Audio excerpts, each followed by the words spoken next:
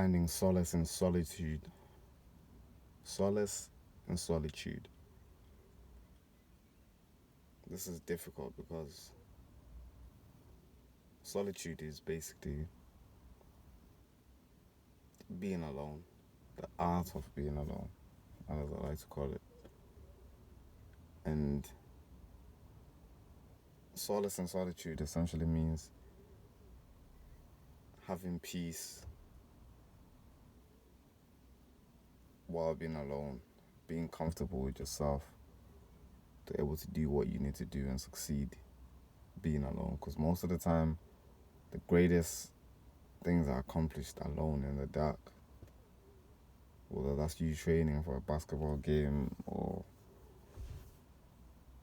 studying, whatever it is, there's gonna be time you have to dedicate by yourself alone and be with your own thoughts for an extended period of time. And the longer you can last by yourself, the more success chances are you're gonna have, because there'll be no distractions, no anything, just you and your thoughts, to the point where you can reflect on your wins, on your losses, on your life, or what you tend to do next. And that's very important, because the more you're alone, the more thinking there is, like, about anything and everything. So the more you think, the more you think, the more you think, the more you see different perspectives, the more you come up with different things, and even come up with your own theories and philosophies on certain things that other people might not have came up with or pieced together. That's why solitude is important, but finding the solace in it, that peace, and being fine with it, and being calm in that environment is difficult. Because as human beings, we are social creatures. We've survived all these years because of our ability to communicate together and work together to a level that's more advanced than any other species. And we've achieved amazing things doing so. And for the species to survive, we need to be together. You need to find a mate. You need to do all these things. So it's difficult because we want human interaction. It's normal.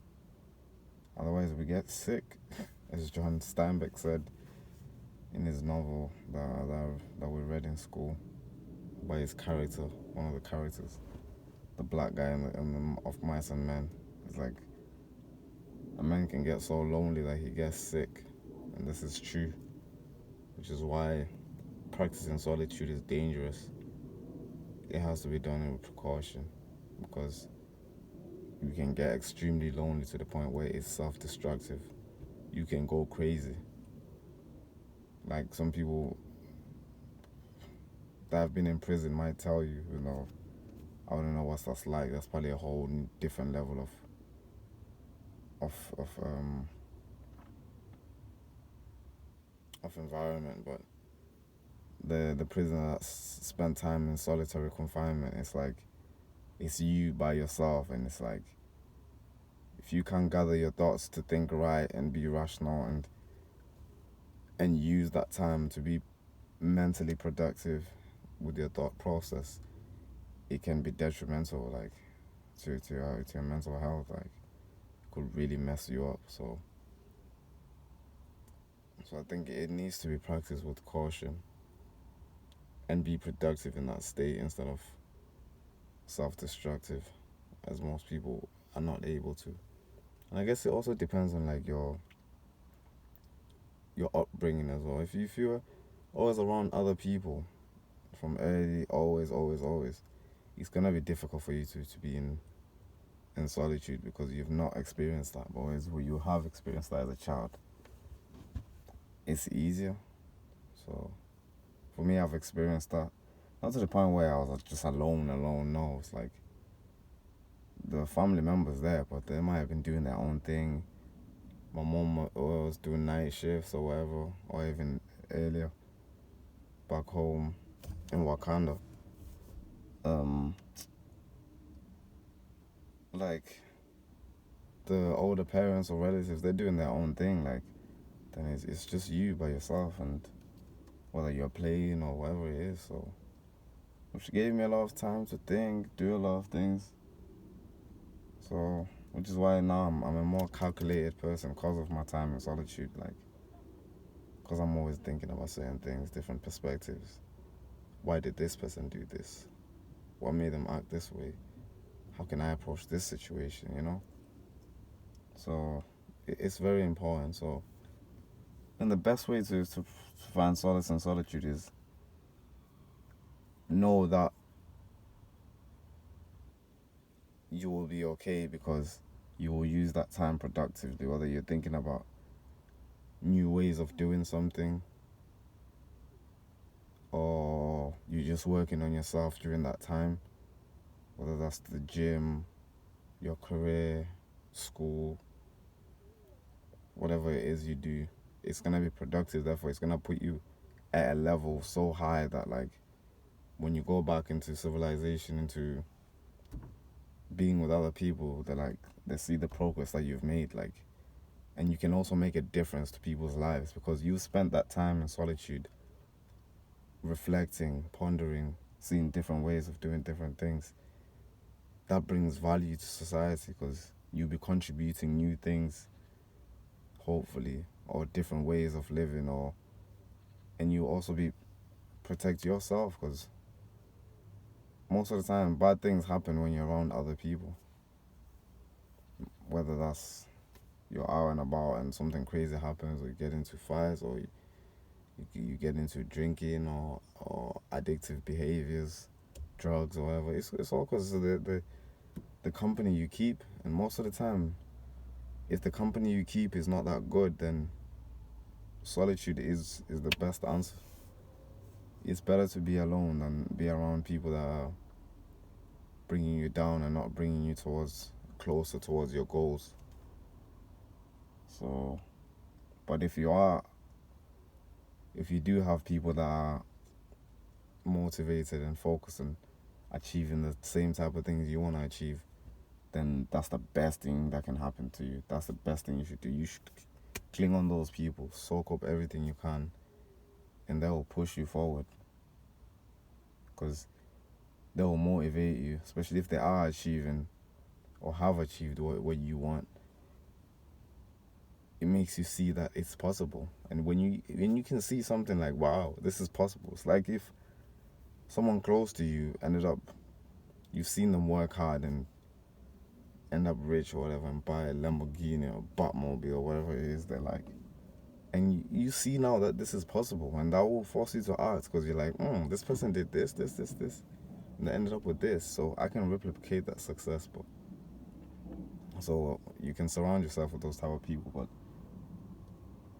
if you have bad people around you, then solitude is the best answer because you will work on yourself.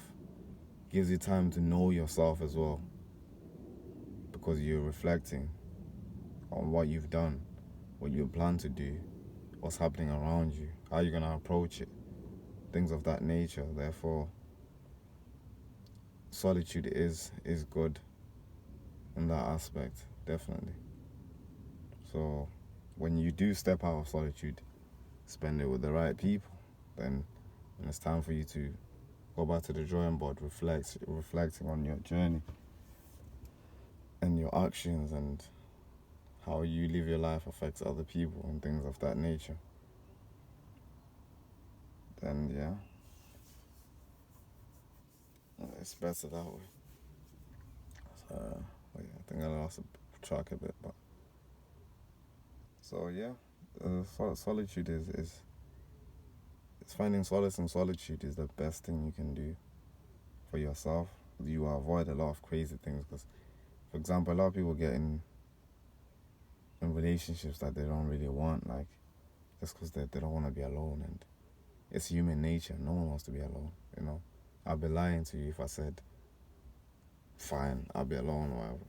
No, like no one really wants that because we're not built that way as humans. But sometimes it's necessary to be alone if it's getting you in a situation that could put you in a bad situation down the line, which being in solitude makes you think about things like that, about the future and what could come. So, what's the trajectory of life you're heading at? Things of that nature. So, yeah, it makes you more cautious on how you move and what you do. So, it definitely is important. Otherwise, if you can't stand being by yourself, like, there's some people like they can't stand it. Like, one day, like, being alone, like, they're twitching, like, they're calling people, they're doing this, they're doing. They will do anything just to get away from themselves and be with someone else. And that's bad because now you don't know yourself. You just reacting to other people all the time, like, because when you're around other people, sometimes you're a different person. You know what I'm saying? You project a certain persona because maybe, I wouldn't say maybe because you want to be liked, but it's like, it's not even that. It's like, that's naturally you around other people, but you're different by yourself because you know what you want. You're in touch with your feelings, your fears, or whatever it is that you want deep down in your actions that you intend to do or whatever. It's more connected with you because that is the real you. So you seeking other people all the time is actually running away from the real you. Which someone said that, I forgot who it was, but I must have been reading it somewhere, something I watched. But yeah, you're running away from the real you. So be in love with the real you, accept the real you, love it, then you'll be fine being in solitude because you like yourself, you like your own company. And um and when you learn to love the real you, then things are better then, because there's less stress on you, which is hard to do because most of us don't like the real us. That's why maybe we do certain things or not do certain things. But it's better when you like the real you. And sometimes you have to just get over the storm, the darkness. It's always darkest before dawn, you know. That's what they say. So just when it's the hardest, you're like, oh, I can't stand this. You persevere. Um, have knowledge in whatever you're trying to achieve while being in that state, being alone. Then I think you'll succeed at that. But always reconnect with the people close to you and the people that, and most importantly, contribute towards your goals and what you want to achieve in life. And yeah, like even like even if you're not religious, but you can always study the biblical figures and what they went through and stuff like that, which can be applied. Those things, those stories existed for a reason. They exist for a reason. And like Jesus fasting in the desert or 40 days, 40 nights, or him going to pray alone somewhere. Like that's time of solitude is powerful because it helps him connect with himself, connect with God, to a whole different level that no one else can ever fathom because they're that in sync and connected to the point where God is communicating with him. Of course, he's his son, he will communicate with him, but that's also achievable as normal human beings now. If you find yourself, if you dedicate your time alone and pray and be spiritual, you can find a deep connection with God, like so powerful that no one can even begin to understand it. And God will communicate with you in different ways because you've spent that time devoted alone and seeking Him and thinking about different things, different perspectives, how you can think differently and do things differently, you know? So I think it's very important to have solace in solitude. So that being said, practice it with care. So always step in and out. So don't dedicate your whole life in solitude because it's beneficial. No, that's just a recipe for disaster. No, you spend the time needed to get to where you need to be.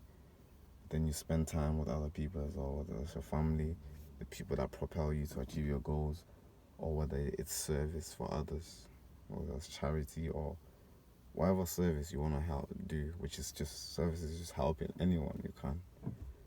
Then yeah, that it's okay to step out of that.